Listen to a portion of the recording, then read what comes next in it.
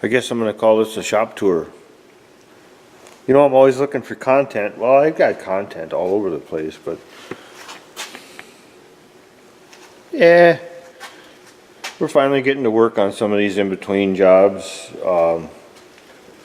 Troy, my guy there, he's got the old back half of the transmission out. We're going to take the top shaft out, and we're going to put the synchros are, some of the synchros in there are missing.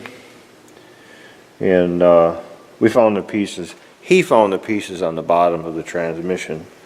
So he's up to no good there. Got a few other things that come in. We'll walk you around, do a little shop tour, and hey, look what we managed to get out today. Kyle and Troy got this out today too. That John Deere engine. Yeah. The burned hole up engine. I mean, here's a look at,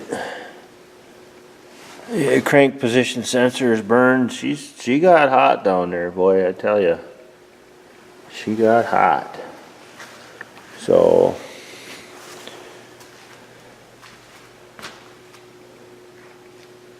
getting a little bit of a look inside. I don't know if you can see that. He's got a jack underneath the hydraulic pump, the drive pump, come along holding it up from the back. And another machine came in today. I guess, you know, these guys, my two guys, are pretty good at this. For being young, we got a skidder winch with an issue. We brought it in. She's thawing out. And it's not releasing real well. It's hard to take an 800-pound gorilla to pull a cable out, so we're going to be doing a little bit of investigating in the control valve here. That's where it looks dry. Everything looks dry inside the cover, so we're going to be looking at that. And if you guys got any good ideas on keeping the shop clean and how do you do it, any of you shop owners, wow.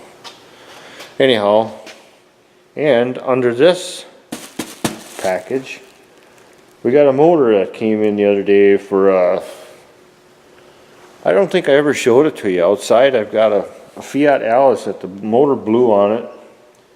And good old boy out in Pennsylvania is a Fiat guy and got me a running engine. Used, of course, but I think it's a FR15 Fiat front end loader. Anyways, I don't know, I got so much crap in my head I don't remember half the time, but anyways, it came in a day or so ago and shipped up here.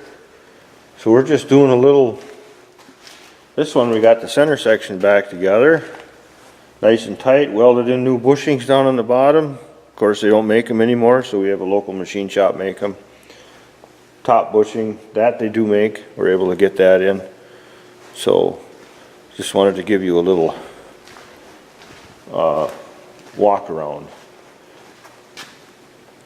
The old B that was missing, there's a long story on that guy too, but drive shafts are on. We proved out that we put a new clutch in it. The machine had gotten vandalized, let's just say, I'll put it mildly, and so we didn't know if the power shift was going to work until we put the clutch in it. We got the clutch in it, the power shift, transmission rolls without the drive shafts on it. It shifts through its gears.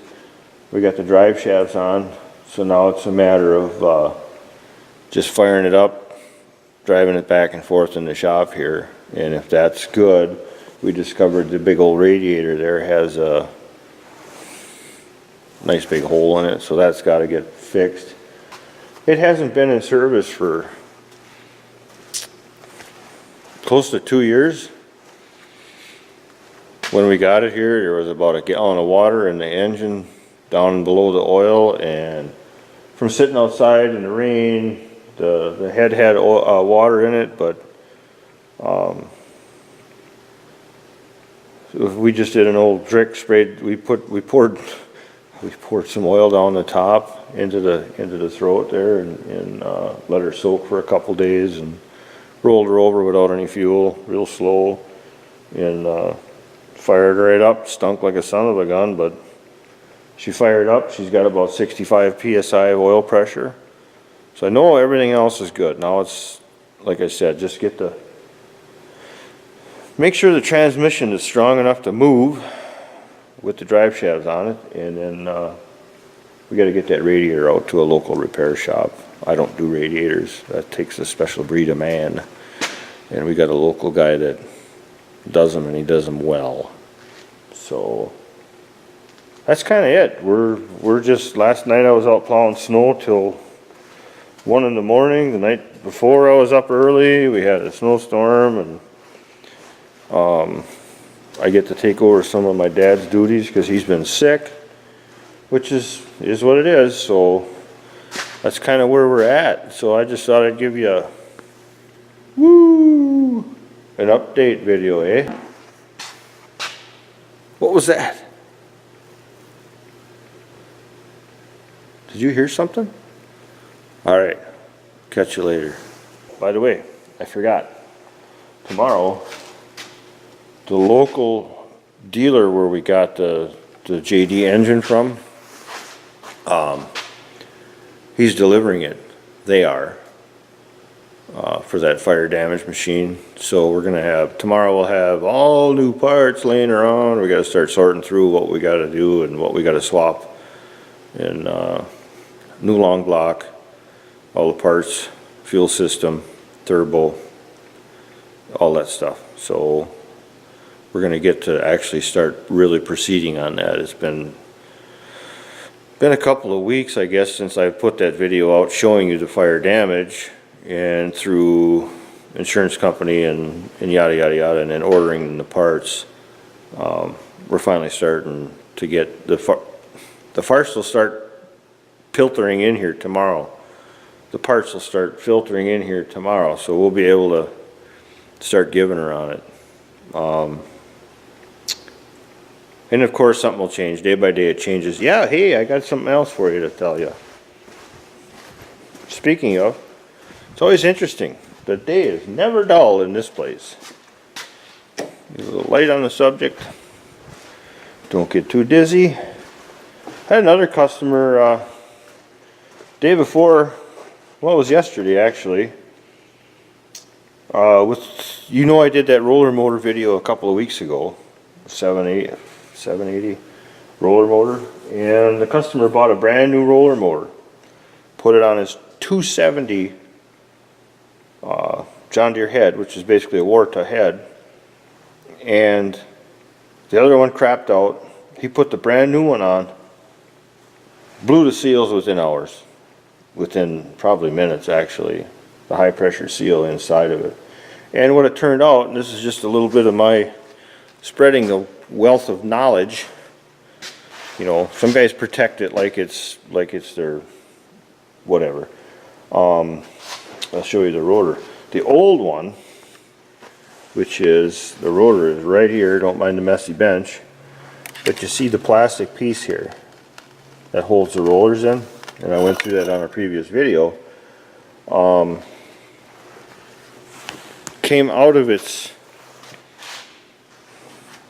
that material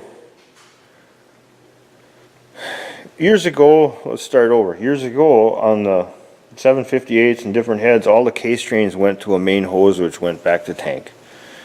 Well, when you had a high pressure leak on one of these motors, could possibly take out that pressure, would go into the next motor because they're all hooked in series, and it could take out the seals in the next motor. So I'm guessing they engineered a system to stop that. So basically they put check valves, each independent roller motor and or saw motor on this new 270 head. There's a check valve. There's 3 of them, one for each motor. And in that check valve, the oil can only go one way, hence check valve. So when the guy put the brand new motor on, didn't know it, but that debris out of that old motor plug that check valve coming from that motor. So what happened is within minutes, hours, that high pressure oil, well, the low pressure oil built up too much back pressure in the roller motor itself. The case drain couldn't drain away, and it blew out the seal in a brand new motor. And so he asked me yesterday if we could repair it, and we did. I sent somebody after the seals. We took it apart. We put the new seal in, and sure enough, it was blowed right out of it. Actually, it's laying right here because we don't always clean up our messes right away. You can see right here where it was blowed out. Anyways, he come back. We finished it up last night, and he was here at 6 o'clock this morning. We got it out for him, and he's back to working today. So, and it's something the big guns don't do. We'll take these apart and I'll fix them, but usually you need to find a hydraulic place or somebody like me, at least in our area, to do this. And we did it. And like I said, he was here at 6:15 this morning. Picked it up. I was just texting his operator, and it's been going good all day. But we had to make sure to bring those 3 check valves in, and we had a lot of debris to pull out of them, and they're only that big. So it worked out. I wish we'd all know that ahead of time, and that's why I'm telling you guys, 270 head, you got to follow the case drains. If you ever have a roller motor go out, follow them hoses. Take the check valves apart. Clean them. Put a brand new $5,000 motor on and you blow the seal. That's not a good thing. So let our experience be a lesson to you. I guess that's what I'm trying to tell. Because I don't like to see anybody piss away money. That's no fun. It's great that we get the money to fix the stuff, but you know what? In reality, if somebody can learn something in this day and age where everybody doesn't give a rat's rear end and they just throw stuff away and they don't know and they don't figure it out, well, here I am on my soapbox. You know, I got 2 young guys in the shop that are really coming along nice. Kyle and Troy, and one is 23, the other's 19, and it's nice. It's nice to have some kids, and it's young men that want to do this stuff, because it's just not happening today.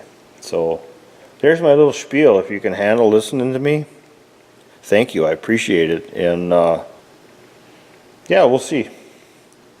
We'll see what happens. I'll just keep cranking out videos like this and have fun with it. That's the main thing that I'm doing, is just trying to have fun, because that's what it is. It's fun doing this stuff. It's fun spreading the knowledge, and even if I'm wrong, and sometimes I am, I'm not perfect. I don't know everything. I'll be the first one to admit it, but it's a lot of fun doing these, and I like interacting with people out there and seeing the world and who's watching, and Slovakia and Croatia and you know, all over the world. It's kind of cool. So, all right, enough of me.